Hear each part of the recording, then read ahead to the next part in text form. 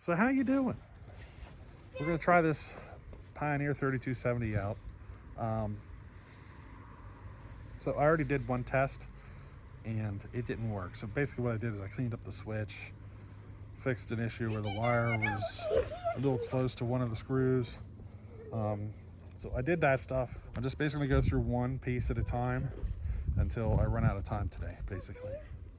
I don't have a whole lot of time, so I'll probably, I won't be able to get through all of it. I tried to switch, it didn't work. So we're moving on to the next step, which I just did a spark plug change. I discovered I had the wrong spark plug, so we're going with a different one. All right, so let's see what happens.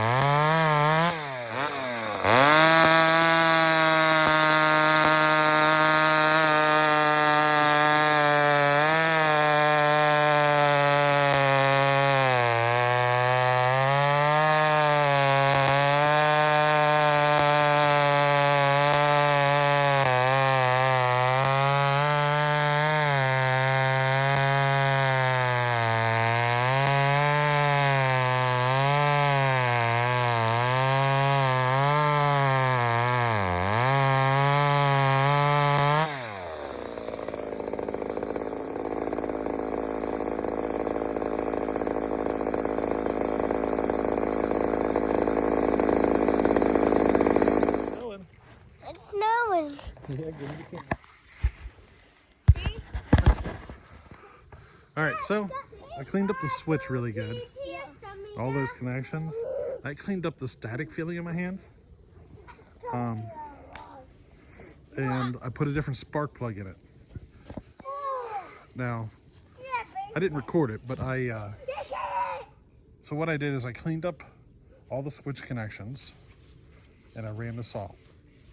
And I cleaned up the static feeling in my hands, but the saw still wasn't performing very well. So I changed out the spark plug, and that really brought up the power of the saw. But I'm still getting this miss. So I'm at coil, spark plug wire, or the ignition module. That we're not running points. So it's one of those. Now the ignition module was on the saw whenever I got it, so it's possible, you know. I don't know how old it is. I'm leaning more towards, I don't know, maybe the coil. But it could be the ignition module. If you know anything about point systems, so the thing with points is the points themselves are just a contact point, okay, where power travels. Usually good cleaning would fix that. Usually if you can't get points working, it's because of the condenser. The condenser is like a battery, it's a capacitor basically. So whenever you're in a situation where you need to discharge a lot of power quickly, you need a capacitor in place. It's basically like a battery. It stores a little bit of the charge so that every time it can fire it. Now, if you're just a slightly bit out of specs, the capacitor won't store enough power, and you can end up in a situation like this, which makes me wonder if I should change out that module. Andrew did send us another one, and I think another one. Maybe we should do that. Put another module in it, because the built-in capacitor that's in that module could be bad. You know what I mean? Could be just slightly off. But hey, I'm still working on it. We're getting closer. It's running better, but we're not 100% yet. We just got to sort that out. The switch is working perfectly. I don't want to eliminate the switch. I just wanted it to work correctly. And literally, it's just two pieces of metal that make contact. All I had to do to fix it was clean it. That's it. There's a bunch of corrosion. All I did was clean it, and that did a lot.